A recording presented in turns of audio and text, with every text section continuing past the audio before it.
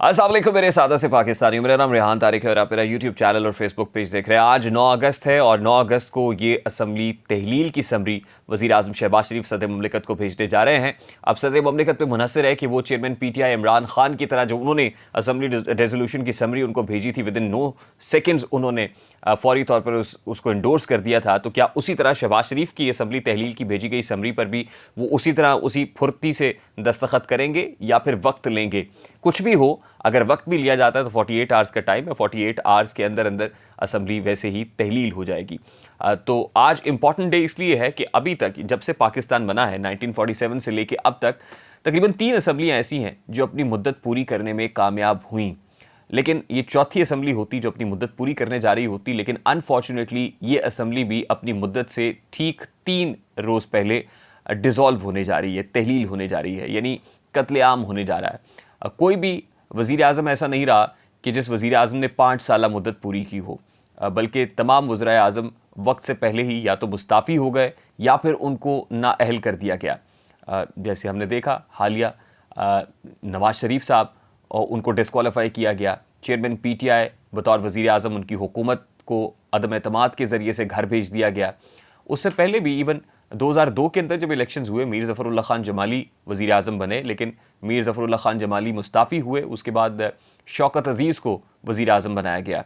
फिर हमने 2011 में भी देखा यूसुफ रज़ा गिलानी को डिस्क्वालीफाई किया गया, और फिर उसके बाद राजा परवेज़ अशरफ वज़ीर आज़म बने। उससे पहले अगर हम ज़्यादा दूर चले जाएं, हिस्ट्री में देखें, तो कोई भी ऐसा जब पाकिस्तान बना तो 50s के अंदर वज़ीर आज़म तो तू चल में आया के मसदाक जो है, एक वज़ीर आज़म आता था, चला जाता था, फिर दूसरा, फिर तीसरा, चौथा, यानी जो जमहूरी लोग हैं और जमहूरी हुकूमत है वो संभल ही नहीं सकी। आज भी वो नक्शा जू का तू बरकरार है। आज असम्बली रेजोल्यूशन के बाद जो अगला बड़ा सवाल होगा वो ये होगा कि केयर टेकर प्राइम मिनिस्टर कौन होगा। अब बहुत सारे नाम ऐसे हैं जो मार्केट में फ्लोट किए जा रहे हैं।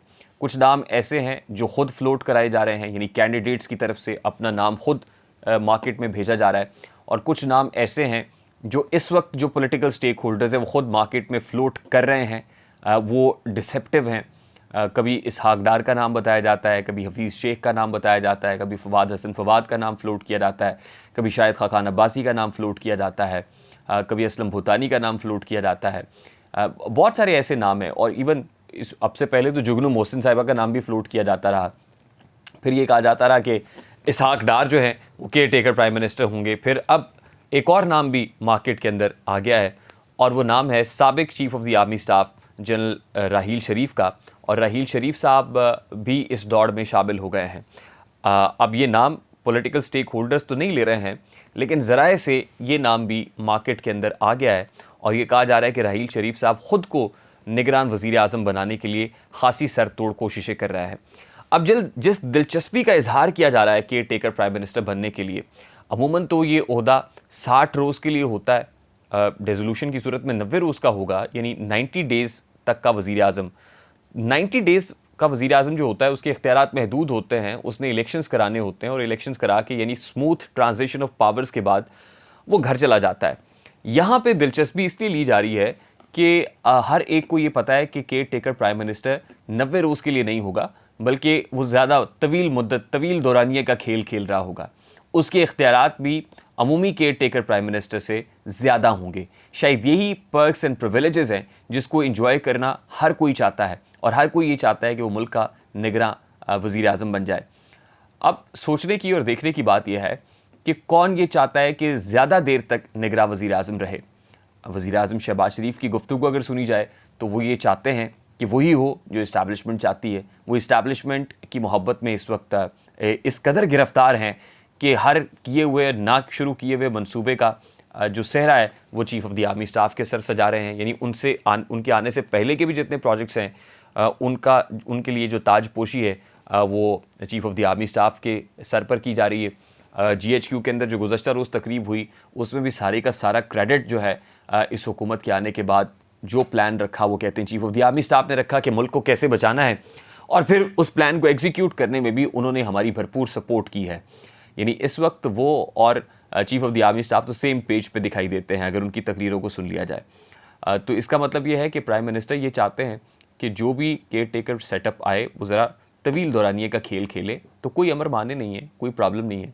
मुक़्तदिर हल्के भी यही चाहते हैं क्योंकि उनके लिए ये बेस्ट मॉडल है जिसके अंदर कम खर्च है और कम खर्च बाला नशी, खर्चा कम होता है, बेनिफिट्स पर्क्स एंड प्रिविलेजेस ज़्यादा होते हैं, इत्तेहादी नहीं होते, पॉलिटिकल लोग नहीं होते, चिख चिख और पख पख नहीं होती है, लोगों के मुतालबात नहीं होते, सिफारिशें नहीं होती हैं, ये कर दें वो कर दें, ऐसे कर दें वैसे हो जाए। तो जो कुछ है उन्होंने डायरेक्टली कंट्रोल करना है और डायरेक्टली मॉनिटर करना है, इसलिए उनको सूट करता है। और फिर उसके ग्राउंड्स बेशुमार दिए जा सकते हैं। आप सिक्योरिटी ले लें, सैलाब ले लें, आप मईशत ले लें, कुछ भी है। तो कहने का मतलब ये है कि आने वाले दिनों में अब ये ख़ुद सियासतदान उन्होंने कहना शुरू कर दिया है कि 2023 तो इंतखाबात का साल नहीं है, इंतखाबात तो 2024 में होंगे। लेकिन उनको शायद ये भी नहीं पता है कि 2024 में भी इंतखाबात होंगे या नहीं होंगे, ये भी कोई नहीं जानता है। क्योंकि कहने वाले तो अब ये भी कहना शुरू हो गए हैं कि इंतखाबात अगर 2023 में ना हुए, 2024 में हुए तो फिर कोई पता नहीं है कि इंतखाबात हो ही ना। यानी आने वाले 2-2.5 साल के अंदर, 3 साल के अंदर इंतखाबात ना हो, ये भी बादस कयास नहीं है।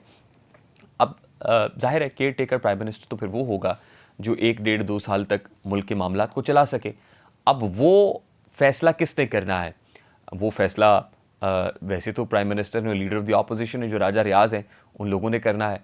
लेकिन जो गैर रस्मी कंसल्टेशन या मुशावरत है वो हो चुकी, और वो हुई आसिफ अली जरदारी, मियां नवाज शरीफ, मौलाना फजलुर रहमान यानी पीडीएम की जमातें और पीपल्स पार्टी के माबैन। वो कंसल्टेशन अभी तक को नतीजा खेज साबित नहीं हुई है, यानी कोई भी उसका हतमी नतीजा नहीं आया है कि कौन होगा।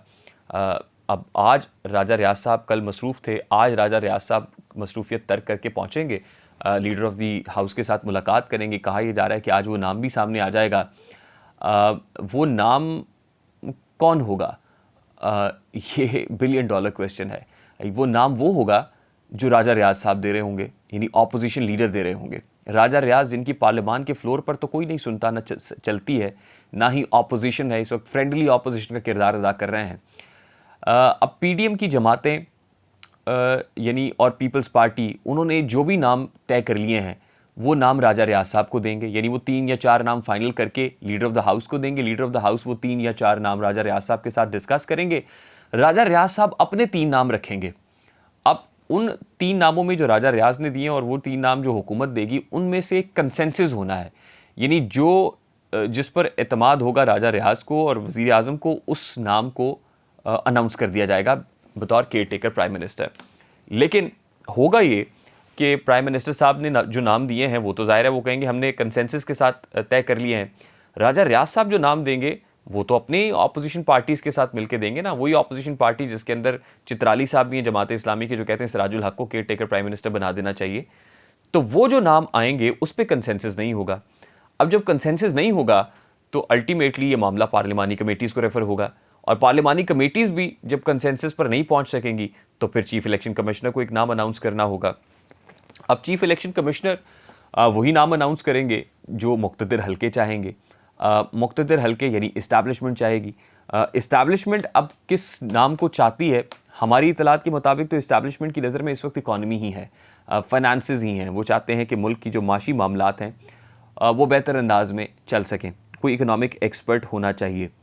कभी इम्कानात ये हैं जिस तरह शहबाज शरीफ साहब और जो इस्टेब्लिशमेंट है वो आपस में शीरो शकर हैं, वहाँ शीरो शकर हैं, तो इसमें कोई मुझे कोई ये बादस कयास नहीं लगती है बात कि इसहाक डार साहब जैसे फाइनेंशियल एक्सपर्ट को केयर टेकर प्राइम मिनिस्टर लगा दिया जाए। और फिर इसहाक डार साहब की अपनी परफॉर्मेंस भी इतनी अच्छी रही है कि chief of the army staff Asim Munir साहब की अपॉइंटमेंट का मामला भी इसहाक डार साहब से कोई बहुत छुपा हुआ नहीं है। वो बाकायदा इस सारे प्रोसेस में ऑन बोर्ड रहे हैं। वो जो दीगर केयर टेकर चीफ मिनिस्टर्स और ये वाले मामलात हैं वो भी उन्होंने अपने हाथ से करवाए हैं।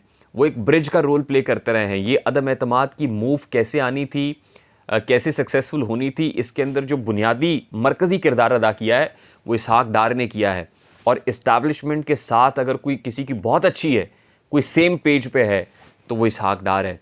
और अब भी मैं तो कन्विंस्ड हूँ कि इसहाक डार से ज़्यादा अप्रोप्रिएट, मुनासिब, बेहतर कैंडिडेट इस्टेब्लिशमेंट के पास शायद ही कोई हो। मामलात मुतनाज़े होते हैं, हो जाएं। जिसने 1.5-2 साल चलना है, 2.5 साल चलना है, ऑपोजिशन को कॉर्नर्ड किया हुआ है, दीवार से लगाया हुआ है, उनका क्या है? उनका तो भी इंटरेस्ट ही कोई नहीं है। मामलात तो मुल्क के इंटरेस्ट के हैं कि मुल्क को कैसे बेहतर करना है। तो ये कमिटमेंट्स IMF के साथ भी हो चुकी होंगी। ये कमिटमेंट्स जो हैं वो दीगर इंटरनेशनल स्टेक होल्डर्स जिसके अंदर UAE है और सऊदी अरेबिया है, उनके साथ भी हो चुकी होंगी। और ये मामला बहुत अरसा पहले तय हो चुका है हमारी इत्तलात के मुताबिक कि केयर टेकर प्राइम मिनिस्टर इसहाक डार को होना है। अब कल को, जैसे ख्वाजा आसिफ कह रहे हैं, कोई डार्क हॉर्स भी हो सकता है। वो तो सज्जी दिखा के कभी मारेंगे, मुख्तलिफ नाम फ्लोट कर रहे हैं, राइट लेफ्ट कर रहे हैं, लेकिन अल्टीमेटली किसी चीज़ का डर नहीं है, कोई दबाव नहीं है, कोई ऑपोजिशन नहीं है। और जहाँ ऑपोजिशन ना हो वहाँ आप ऑल इन ऑल होते हैं, और ऑल इन ऑल होके ये जो लिबर्टी है, ये जो फ्रीडम है, अब हमारी इत्तलात के मुताबिक एक्सरसाइज करने का भरपूर इरादा रखते हैं। उस पर राजा रियाज साहब को कबूल नहीं होगा कि इसहाक डार का नाम हो। ऑल्दो मैं उनको कल सुन रहा था किसी प्रोग्राम के अंदर कि उन्होंने कहा कि जी जो नाम हुकूमत देगी मैं उस पर इत्तफाक कर लूँगा। बड़ी अच्छी बात है, मेरे लिए बड़े अचंभे की बात थी कि राजा रियाज साहब ये कह रहे हैं कि जो नाम हुकूमत देगी वो उसको कबूल कर लेंगे। और फिर इसहाक डार के नाम का जब नाम आया तो इस पर भी राजा रियाज साहब ने कह दिया जी मैं कबूल कर लूँगा। ये काशिफ अब्बासी साहब के शो के अंदर गुज़श्ता रोज़ उन्होंने ये बात की है। मेरे लिए, मुझे बड़े अलार्मिंग लगी ये बात, बड़ी अचंभे की बात थी कि राजा रियाज साहब कैसे कह रहे हैं कि इतनी आसानी से। पहले तो वो कह रहे थे कि जी कोई बायस्ड आदमी नहीं होना चाहिए, नॉन पार्टिजान होना चाहिए, लेकिन इसहाक डार के नाम पर वो कैसे कन्विंस हो रहे हैं। तो ये भी हो सकता है, अगर तो राजा रियाज साहब इसी तरह कन्विंस हो जाते हैं आज, तो इसका मतलब यह है कि पार्लिमानी कमेटीज़ को मामला भेजने की नौबत नहीं आएगी, फिर चीफ इलेक्शन कमिश्नर तक मामला नहीं जाएगा, फिर यहीं तक मामला रहेगा। कंसेंसस के साथ ही आज ही इसहाक डार का नाम अनवेल कर दिया जाएगा, अनफोल्ड कर दिया जाएगा। अगर नहीं होता और फिर मामला पार्लिमानी कमेटीज़ को भेजा जाता है और फिर चीफ इलेक्शन कमिश्नर ने अनाउंस करना है, तो फिर देखना होगा कि फिर क्या होता है। लेकिन उस वक्त भी, क्योंकि अगर इस्टेब्लिशमेंट का फेवरेट कैंडिडेट इसहाक डार है, तो उस वक्त भी चीफ इलेक्शन कमिश्नर इसहाक डार के नाम को बतौर care taker prime minister announce कर देगा। ये ग्राउंड रियलिटीज़ है। कल को अगर ग्राउंड रियलिटी तब्दील हो जाती है तो हम कुछ कह नहीं सकते। आई होप इसको रिकॉर्डेड रखिएगा, ये मामला सनद रहे ताकि बवक्त ज़रूरत काम भी आए। हमारी इत्तलात के मुताबिक ग्राउंड रियलिटीज़ की बेस के ऊपर Ishaq Dar is going to be the caretaker prime minister. बाकी गैब का इल्म अल्लाह के पास है। मुझे रेहान तारिक को इजाज़त दीजिए, अपना बहुत सारा ख्याल रखिएगा। अस्सलाम वालेकुम।